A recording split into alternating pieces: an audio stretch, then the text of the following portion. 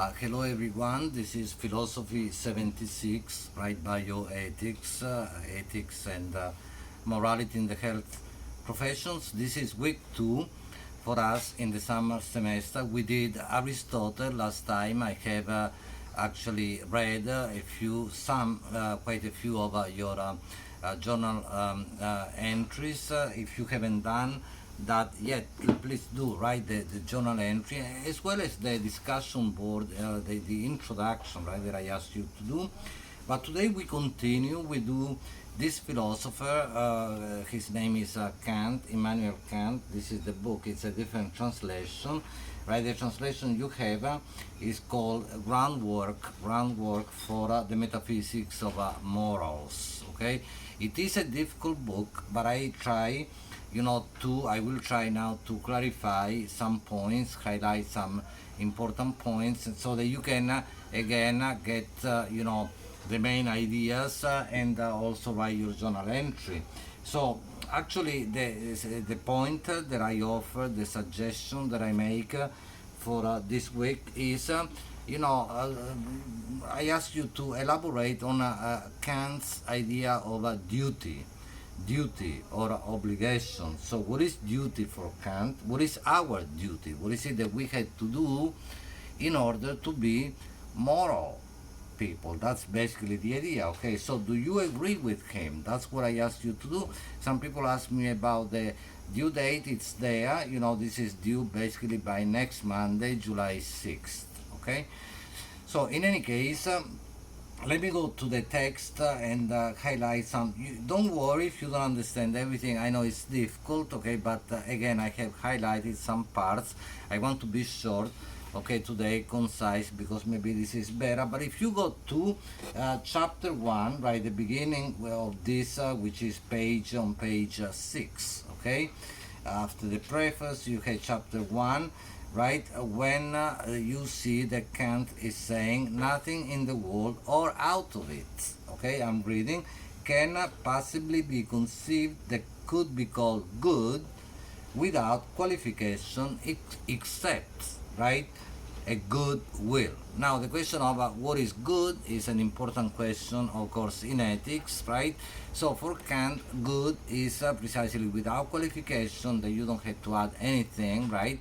Then that is the good will. Basically what he's saying in the especially highlighted parts you will see is that things like intelligence and many other traits of one's character or personality and so on may be good, but not good without qualification. I mean, for example, intelligence can be used for morally problematic things. At least, I mean, one can do very bad things, right? If you will, in a clever, intelligent way. So it is this goodwill. Now, what is this goodwill? I had to be sketchy and fast. The goodwill is basically, as you will find, as you read, the same as obligation, our obligation, duty. Our duty. Okay, let me say, this duty, this obligation is the same as the moral law. Now, let me say this, that for Kant, the moral law is higher, if you will, than the so-called positive law. Positive, I don't know if you heard the expression positive law. Positive doesn't mean that there is a law which is negative. It means that it is made, it's human made. That's called the positive law. The law that we usually think about, the legal law, so to speak, although legal law is redundant, the law that is human made, that can be wrong, very often is wrong, unjust, right, even criminal, right? So, but the moral law and of course the legal law, right, the positive law, the human-made law, changes all the time, as we know, right? So anything can be criminalized, anything can be decriminalized, and so on and so forth. But according to Kant, at least I leave that to you to agree or disagree and so on. According to Kant, the moral law never changes. It is universal. It is what it is, right? I mean, something is good or bad just or unjust in a universal and unchanging way. I mean, regardless of the place you live in, the culture, the country, the time, historical time, and so on and so forth, the moral law always applies in the same way. Okay, it is unwritten, it is there, it is already in a sense in us, within us. It is something that, if you will, in a sense, we had to discover. Okay, so I hope that I made this point clear. The goodwill leads us to duty. Duty, what is our duty as human beings, not even as citizens of this or that state, right? As residents of this or that community, as members of whatever, association and so on, but our duty, moral or human duty, our moral duty insofar as we are human beings. Okay, that's the point, our obligation in that sense, which is very strong in Kant and in a sense maybe very strict, very demanding. Okay, so I want to move fast to the most important point in this work that you will find, the most important concept. And again, you can hit me with questions and so on if you want me to elaborate on these things, but the most important concept is that of the categorical. You will find this in your book, Categorical Imperative. Let me show you, at least twice you find this made explicit. Okay, on page, for example, page what is it, page 11. Okay, already the categorical imperative, right, which is very strict, very demanding. Categorical means absolute, and the imperative also means absolute, right, in a sense, right? So the categorical imperative is a double must. I like to say it's a double must. Why? Why should why must I do whatever? I must because I must. Okay, for no other reason. So the categorical imperative says that I act in such a way. Precisely, I read from page 11. The language, I know, is difficult, okay, but from page 11, where he says, what kind of law can this be? The law that is not empirical, meaning at the level of experience, that doesn't it's not circumstantial, it doesn't change with changing circumstances, it doesn't change with place, time, like I was saying before, but it is always the same. What kind of law is that? And then that is the answer is that's the formulation of the categorical imperative that says I ought never to act in such a way that I couldn't also will that the maxim on which I act should be a universal law. Now, let's begin by this last expression, universal law. I hope that this is clear. Universal law is not, of course, it's completely different from domestic law, national law, whatever law. It is universal. It always applies all the time.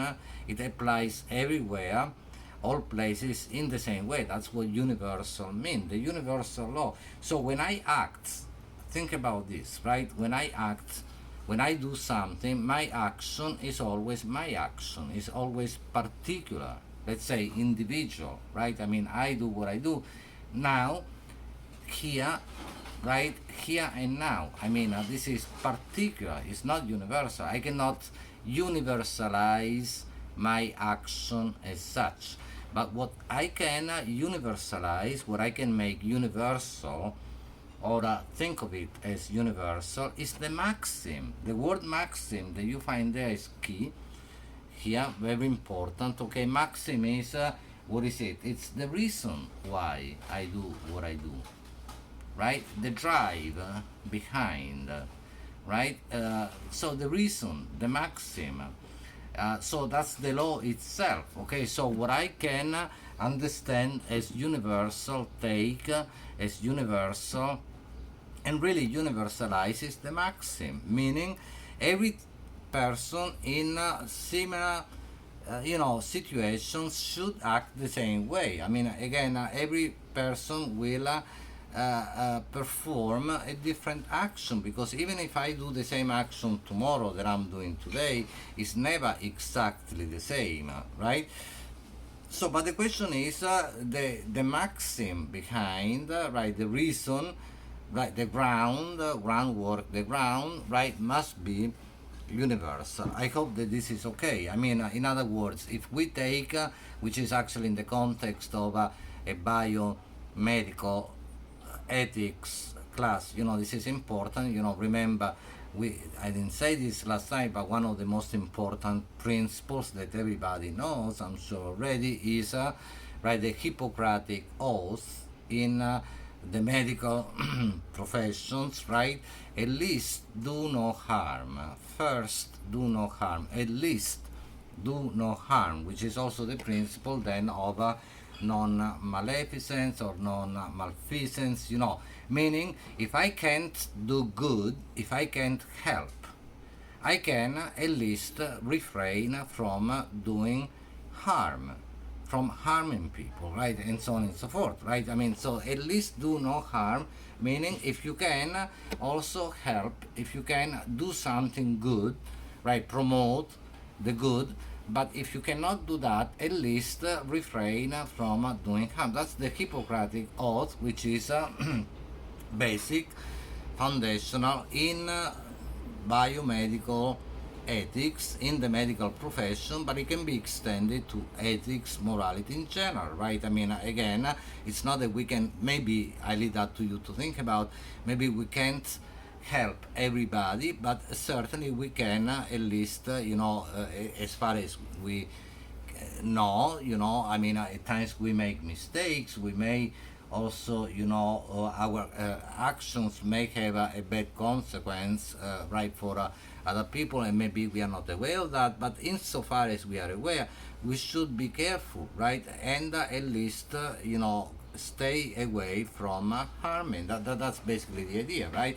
So this is a maxim, right? Again, that can be applied to any particular situation, right? I mean, if we say harming people is wrong, when, where, every time, everywhere, it doesn't matter when and where, it doesn't matter what the situation, the particular situation is, what the political, for example, kind of a game might be, and so on. It's always wrong, right? I mean, if it's a universal law, it's a universal law in this sense, right? So I act in that way because I base myself on what Kant calls, you will find that, categorical imperative. That's the law, the moral law, the highest expression of this moral law, whereby I do what I do because, not because again of any gain that I may get from it, but because again the law itself commands me to do that, orders me to do that. Okay, I hope this is clear. In a synthetic way, I thought that it was better to give you a sense, a concise and quick, maybe sketch, maybe sense of what Kant is doing. But that's basically what the thing is. So there are many illustrations. You will read these sections highlighted, especially sections in which this becomes clear, right? I mean, if I, for example, help someone, not because I do it, not because I'm following, not because I follow the double must, the categorical imperative, the moral law, but because, for example, there are people around me, my friends, and I want to show off. I want people to say, "Oh, look at him, how good he is. He helps people," and so on and so forth. This is not a moral action. Maybe what I do is ultimately good. If I help someone, it is good, maybe at the practical level, for them to get some help from me, but it is not a moral action, right? Because the intention, just in this sense, in Kant, we have also something similar to Aristotle last time, intention, right? Then they are different in other ways, but intention is important. It's the mindset. Why do I do what I do? Do I do it because I may get something from it? Because then people can say something good about me, or let's say, even if I'm a religious person, right? Do I act, in a certain way because, for example, I'm afraid that when I die, otherwise I may go, to hell, right? According to some religions and so on and so forth. If I do so, that is not a moral action, right? I mean, I may end up doing coincidentally the right thing, but it's not a moral action, right? Why do I refrain from doing bad, evil things? If I do so because I'm afraid that, I see a video camera, I say, oh, they are looking at me, or I'm afraid that I might be caught by the police and so on and so forth, I'm doing, outwardly, externally, right? Apparently, I'm doing the right thing. I don't do anything wrong, but I'm not doing it for the right reason, right? The right, correct, morally correct reason is when I do it because that's what I must do. And why must I do it? I must because I must. Okay, that's the double obligation, double must, which is precisely the categorical imperative.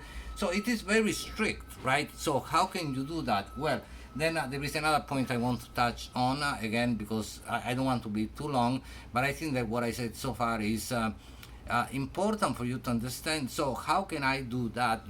Because we are all, we might say, we say we are human beings, right? So I mean, of course there are emotions and so on and so forth, but Kant says, we like some people, we don't like other people, we like some situations, don't like some other situations, and so on and so forth. We can, generally speaking, not be always the same. However, when we act morally, we have to, let me know if this is clear. Again, you can let me know, you can contact me. We had to move ourselves away, take distance from, right, distance ourselves from, move away from our likes and dislikes, our passions, our emotions, our inclinations, because there are some things that we like doing, other things we don't like doing. But when we act morally, we had to move away from that and act in the way in which everybody is supposed to act, right? As I was teaching, because I had done this for a number of years, this class precisely, ethics, biomedical ethics, and then I applied that to other classes as well, other, general ethics classes. That's an example, just an illustration. Let's say that I work in the medical profession, precisely as a nurse, a physician, and so on, and then someone is taken to the hospital that one day. There is, say, my neighbor with whom maybe I have a terrible relationship. We fight all the time. These things happen.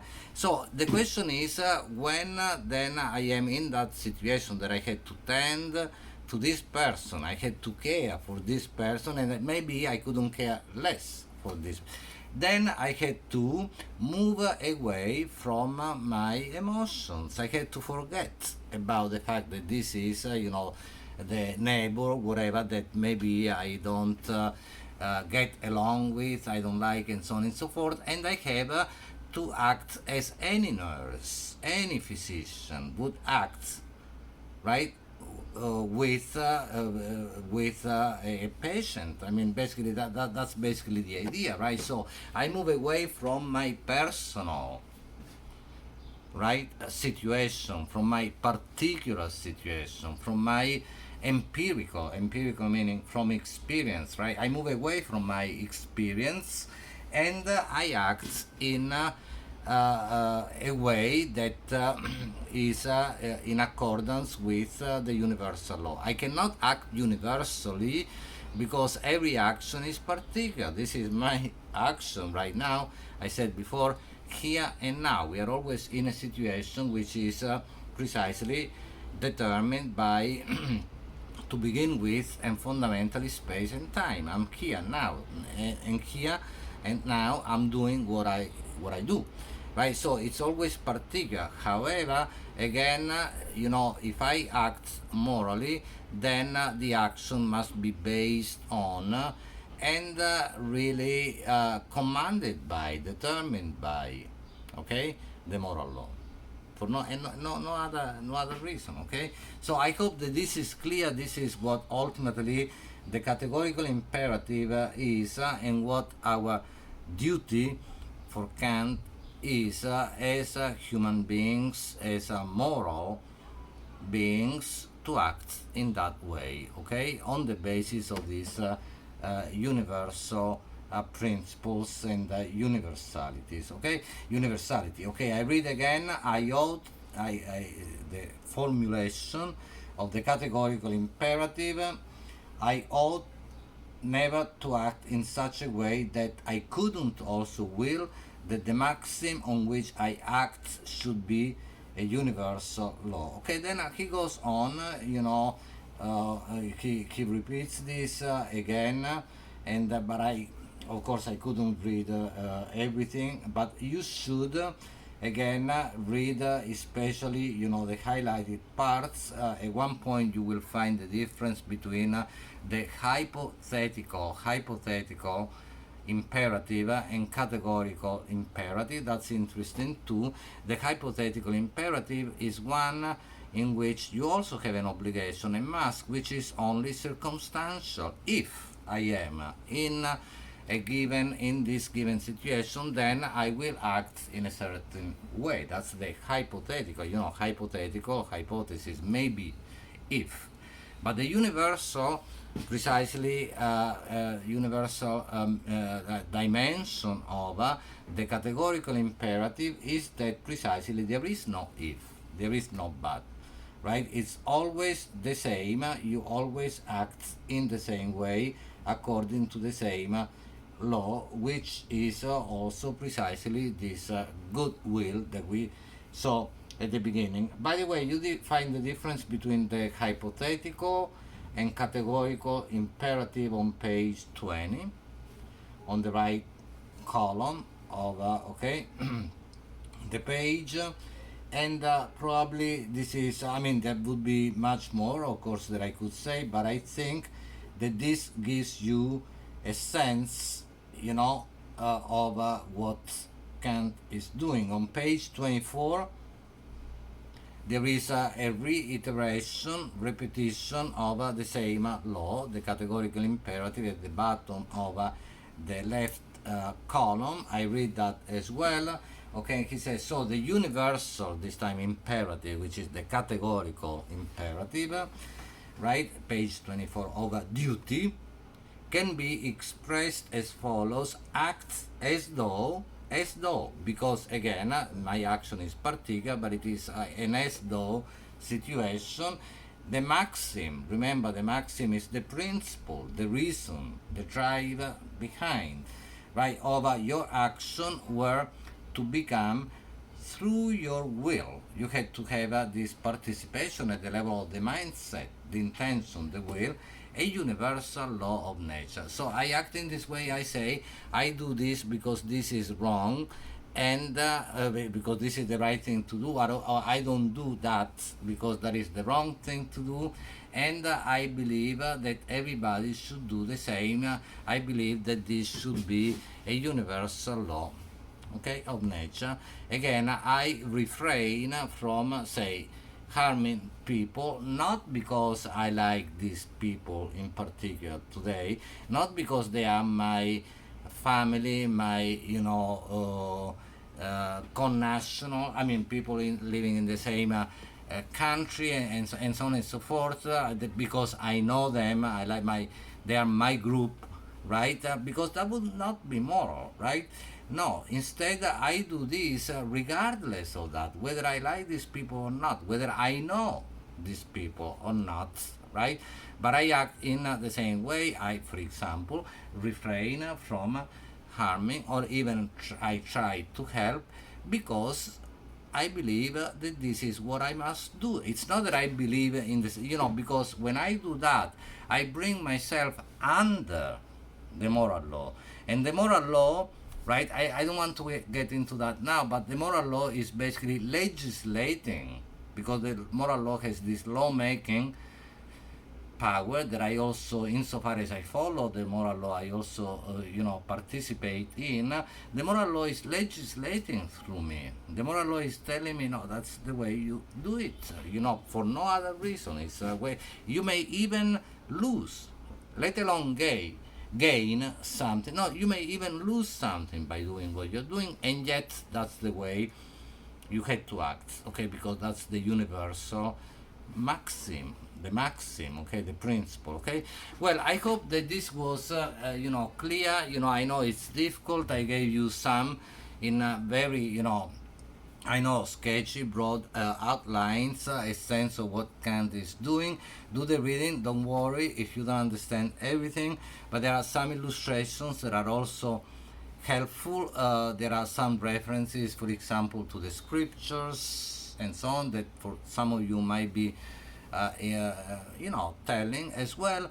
Do write your entry, say what Kant believes our duty, human duty is, and although I know it is strict, it is as a law, it is demanding, severe, it is, whether you agree with it or not, and whether you find other possible application of it. Like I gave you an example. Remember working as a nurse, a physician, someone is taken to the hospital. I have a problem with this person outside in my daily life. What am I going to do? Okay, so think about other typical, other similar situations, and say whether, first of all, you agree with Kant, what he says, whether you agree with him, and whether this is, applicable in any possible situation. And think, especially today with the health